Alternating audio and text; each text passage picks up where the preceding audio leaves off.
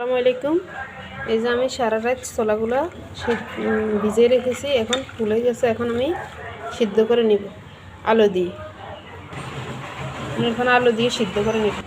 আমি ছোলার সাথে আলু কেটে দিয়ে পরিষ্কার করে নিয়েছি। আমি এখন প্রেশার কুকারে রান্না করব, তার জন্য প্রেশার কুকার নিয়েছি। এখন ঢেলে দিব।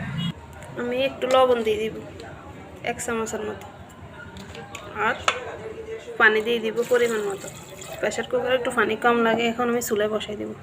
চুলায় বসাই দিচ্ছি, আমি সিদ্ধ করে তারপর রান্না করব। ছোলাগুলো সিদ্ধ করা হয়ে গেছে, এখন আমি ভেজে নিব। তার জন্য আমি কড়াই বসাইছি, এখন তেল দিয়ে দিব।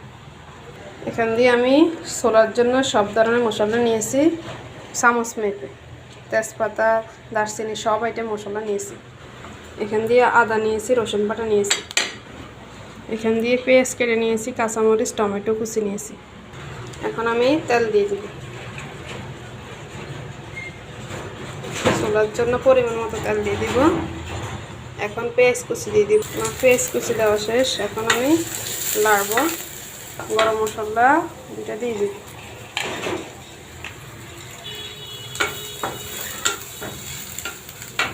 এখন পেঁয়াজটা একটু ভেজে ভেজে নিব, তারপরে আদা রসুন দিয়ে দিব।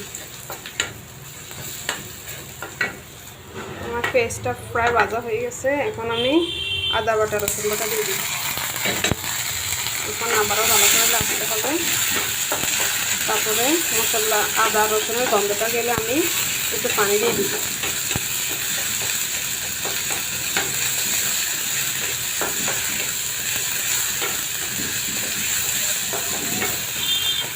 আদা রসুন কষানো শেষ, আমি একটু পানি দিয়ে দিব। এখন আমি মশলাগুলো এক একে দিয়ে দিব।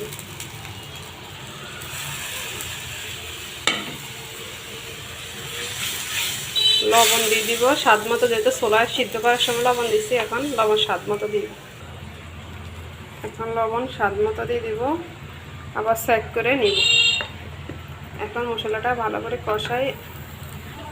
আমি এখন টমেটো কুচিগুলো দিয়ে দিব এবং কাঁচামরিচ দিয়ে দিব। এখন আবারও ভালো করে লাড়তে হবে, মশলা কষাবো। আমি প্রেসার কুকার থেকে ছোলাগুলো ঢেলে নিছি। এখন আমি এই মশলার ভিতরে দিয়ে দিব।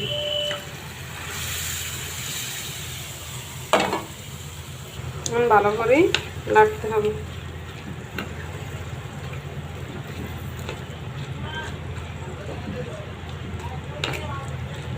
এখন পানি শুকানো পর্যন্ত অপেক্ষা করবো। আমি সব আইটেম মশলা দেওয়া শেষ। এখানে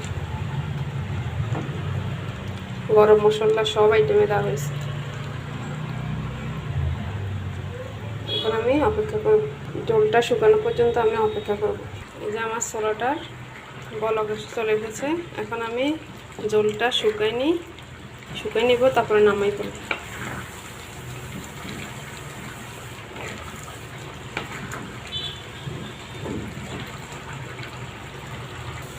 আমার ছোলাটা প্রায় রান্না শেষ। এই যে জল শুকিয়ে গেছে। আমার ছোলাটা প্রায় রান্না শেষ। এখন আমি চুলায় নেমে দেব।